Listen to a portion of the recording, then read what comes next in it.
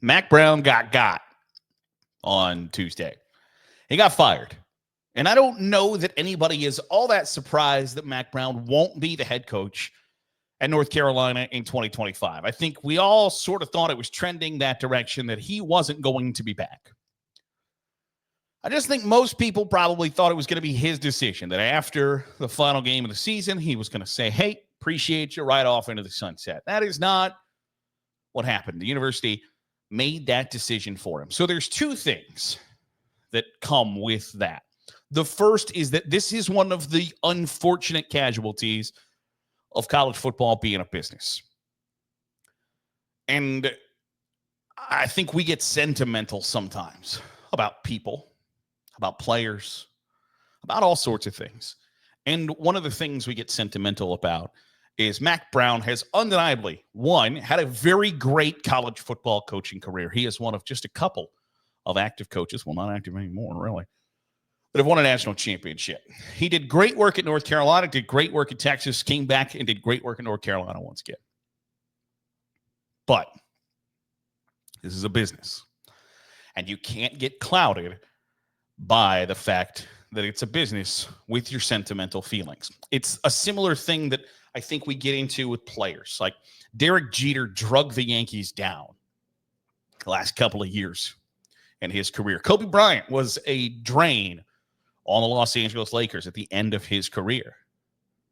But when you get into a situation where you think this person deserves to decide when it's time for them to step away, generally, they are not going to come to that conclusion while they are on top or still at the top of their game.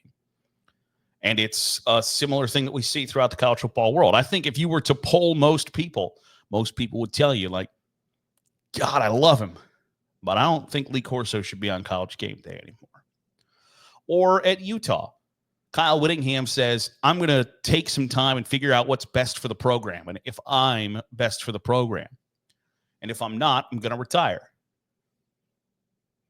It's one of the downsides of college football being a business is while Mack Brown probably deserves to ride off into the sunset and be viewed favorably and to decide for himself when it's time to go. Now, Mack Brown has been, quick sidebar, Mack Brown has been the unfortunate beneficiary of the fact that his hair has been white for about 25 years. He's like 6 months older than Nick Saban. And nobody was out here like, Nick Saban's too old to be doing this anymore because his hair's brown and Mack Brown's hair's white. But I digress. Should Mack Brown have the chance in a perfect college football world to say, you know what, this ain't working out. I'm not the best person for this job anymore. And so for that reason, I'm going to step aside and make sure that this program stays at the best possible level it can be. And that doesn't include me. So I appreciate your love and support and all of that poppycock. And I'll see y'all later. Should that be the way it goes? Yeah. But it ain't the way it goes because college football is a business. And so North Carolina has to decide, because if they leave it up to Mack Brown, there's a chance that he says, you know what, I can probably still fix this. I can still figure out a way to get this done. And if you have already decided, I'm not interested in trying to figure out how you fix this, that ain't a conversation worth having. And so they have to do the thing that they probably don't want to do. Is it beneficial for both sides for Mack Brown to say, so long? Yeah. But you can't take the chance that he doesn't think the same way you do. And so unfortunately, it comes out that Mack Brown is out. And the immediate response is, well, that's not fair. He's done so much for that university. He should get to decide. I can't take that chance. College football is a billion-dollar business. And I can't have the chance that I'm not on the same page as who should be leading my billion-dollar business. And so I've got to make that chance, that decision for you. And does that suck? Kinda, yeah. But that's kind of the byproduct of business. So you got to do things that aren't fun, that aren't easy. You got to put sentimental feelings aside to keep your business humming. And Mack Brown was bad for business. So he's got to go. Now, on the flip side of that, I don't know how many total college football head coaching openings there are going to be in 2024. It sure doesn't feel like LSU is going to cut ties with Brian Kelly. It sure doesn't. You can go down the list of teams who you thought their coach was on the hot seat that are going to survive. Florida's already said Billy Napier's coming back. It sure feels like it's trending as if Sam Pittman is going to remain at Arkansas. I wouldn't be shocked if Purdue made a change, but is North Carolina a better job than Purdue? Yeah. I don't know how many Power 4 jobs are going to come open in 2024 outside of a shock retirement. Kyle Whittingham wouldn't at this point be viewed as a shock retirement. There is talk, and he's going to evaluate and figure out what that looks like. I don't know that I would be shocked if Mike Gundy retires at Oklahoma State. There are a couple of others that somewhat fit in that bill, but outside of a shock retirement, there's a shock retirement and then a shock somebody left a job that you never would have thought that they would leave a job for. Outside of those two things happening, there's a really decent chance that North Carolina is the best job that opens up in 2024. Think about that for a second, that North Carolina is the premier opening, which is a great spot for the Tar Heels to be in because you got your pick of the litter. If you want some young up-and-comer, you want some offensive or defensive coordinator, you want an NFL position coach, whatever the case may be, you're going to have your pick of the litter because there isn't this glut of, okay, well, Texas A&M is also open. LSU is also open. USC is also. They're just not there. It's North Carolina and Purdue. I mean, it just the sheer number, and we've talked about this in the past.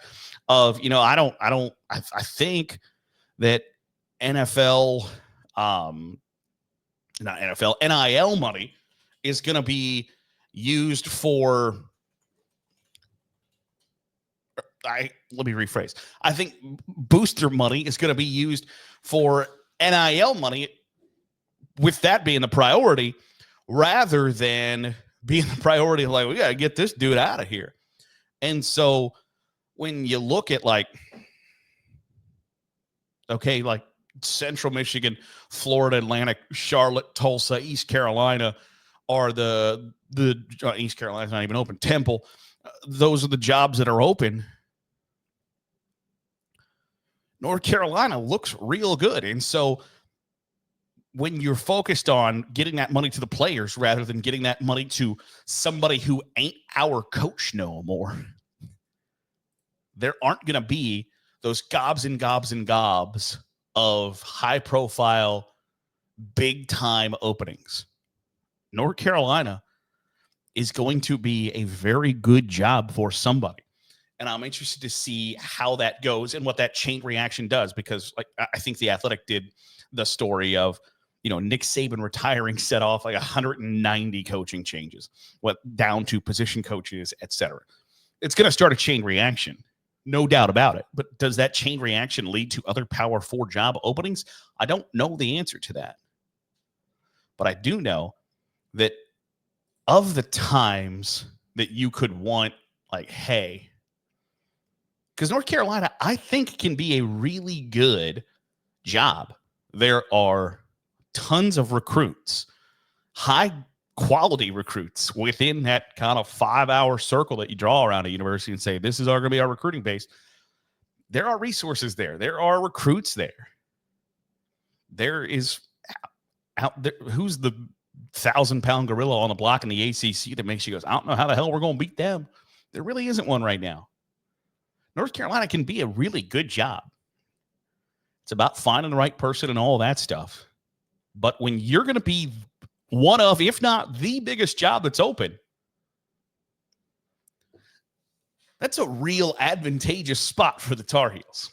So I understand why they had to make the decision they did, why they made the decision they did, why they announced it, when they did, how they did. But that's a good spot for North Carolina to be in right now. Just happened to be that Mack Brown and his ego and maybe his legacy a little bit had to be damaged in the process. Who do you think is going to be the next head coach at North Carolina?